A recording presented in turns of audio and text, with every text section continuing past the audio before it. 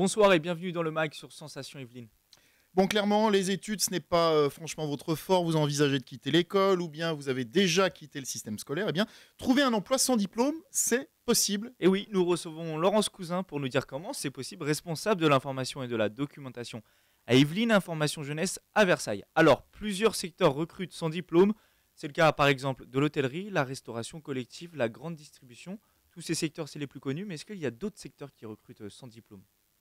Oui, alors après, il y a d'autres secteurs, notamment l'armée de terre qui recrute. Nous, on les reçoit très régulièrement. C'est vrai qu'ils recrutent sans qualification, hein, donc c'est vrai que ça reste quand même assez rare.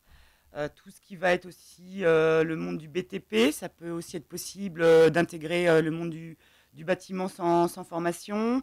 Tout ce qui est service à la personne aussi, hein, puisqu'effectivement, on a de plus en plus de seniors.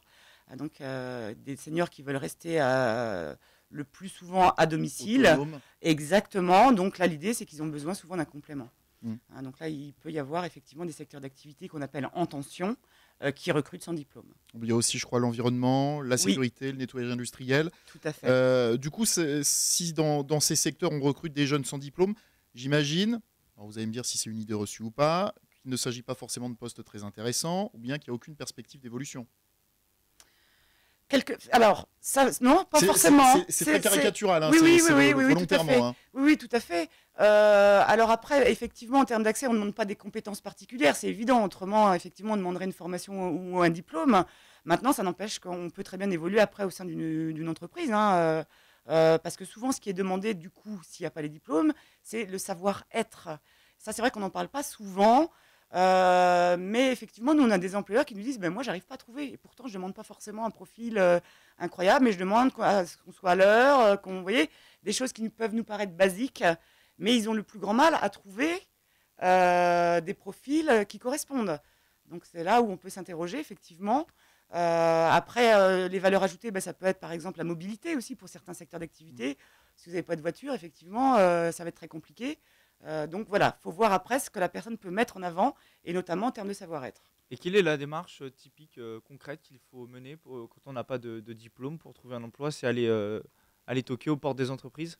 Ça dépend, oui, je pense que déjà il faut s'interroger soi-même sur effectivement délimiter un petit peu son champ d'action. Hein, alors effectivement, celui qui va me dire, moi je veux m'épanouir, je veux m'éclater, je veux faire... Bon, on ne peut pas tout avoir, et à un moment donné, effectivement, on peut être dans ce qu'on appelle des emplois alimentaires, ce qui au départ peut pas forcément intéresser comme ça, ça peut devenir intéressant parce qu'il peut, comme on le disait tout à l'heure, y avoir des perspectives d'embauche ou d'évolution en interne.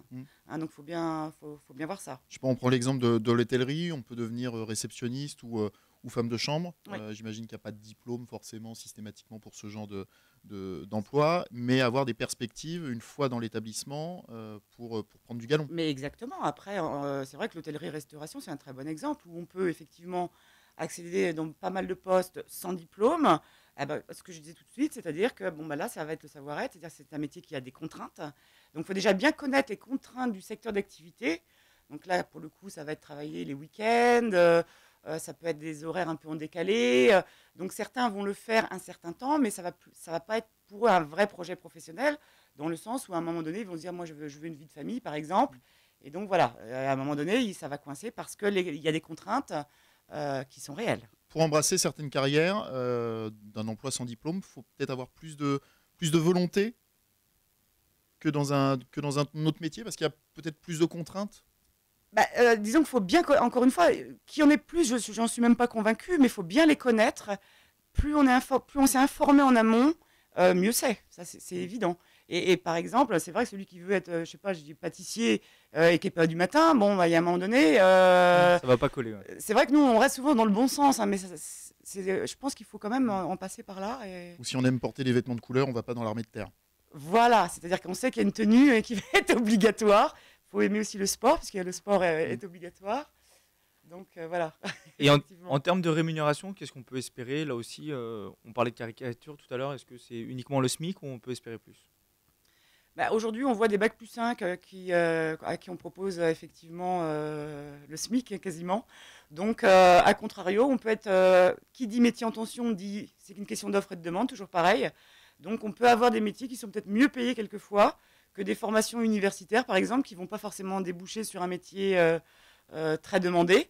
Et du coup, effectivement, ce n'est pas forcément une question de rémunération, diplôme rémunération. Finalement, je dirais que c'est pas toujours payant maintenant le diplôme, hein. En tout cas, ça l'est moins.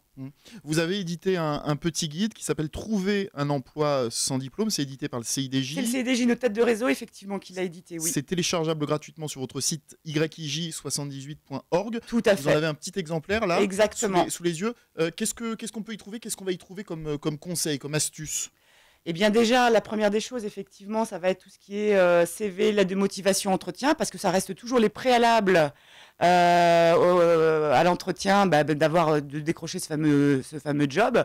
Parce que qu'il soit sans diplôme, il y a toujours l'entretien, il y a toujours de se vendre. C'est toujours les mêmes codes, en fait, hein. On utilise les mêmes codes. Et puis après, ça va être peut-être justement de casser les clichés sur ces secteurs d'activité qui sont en tension. Et il y a peut-être des métiers qui peuvent intéresser des personnes à la recherche d'un emploi. C'est ça, on trouve, passez-moi le petit exemplaire. Voilà, ça c'est la page de couverture. On trouve un petit panel des différents secteurs justement qui Ouais. recrutent. Donc ce panel, et à chaque fois une petite description des métiers qui sont concernés, Voilà. des perspectives. Les sites internet pour postuler, les petits conseils comme vous disiez tout à l'heure. Par exemple, on n'a pas parlé des agences d'intérim, mais l'agence d'intérim, ça peut être un bon tremplin pour avoir une première expérience dans des métiers en tension. Et puis maintenant, les agences d'intérim peuvent vous faire signer des contrats en CDI, hein. Donc après, on peut évoluer effectivement. On démarre par l'agence d'intérim et on peut signer un contrat en CDI. C'est donc un guide très complet qu'on peut retrouver, on le On rappelle. peut télécharger sur. Alors je vous laisse prononcer l'adresse parce que je crois que vous êtes très fort. C'est yij78.org. C'est bien, ça, non? C'est bien, vous Parfait. avez fait des efforts de diction. Et juste pour terminer, on parlait de l'intérim. Oui. L'intérim, c'est bien aussi pour une première expérience professionnelle. Alors c'est vrai que souvent ils demandent bien sûr le CV, donc là c'est pareil, quand on n'a aucune expérience c'est toujours compliqué. Pour faire de la manutention, si vous êtes comme Nicolas par exemple, vous êtes un peu baraqué, vous pouvez peut-être faire des ménageurs. Complètement, voilà, toujours du bon sens, il faut, voilà, exactement, vous avez trouvé. Mettre ses atouts en avant. Tout à fait. Merci Laurence Cousin d'avoir Merci été à avec nous. Je rappelle, vous êtes responsable de l'information et de la documentation à Yvelines Information Jeunesse à Versailles. C'est la fin du MAG. Bonne soirée sur Sensation Yvelines.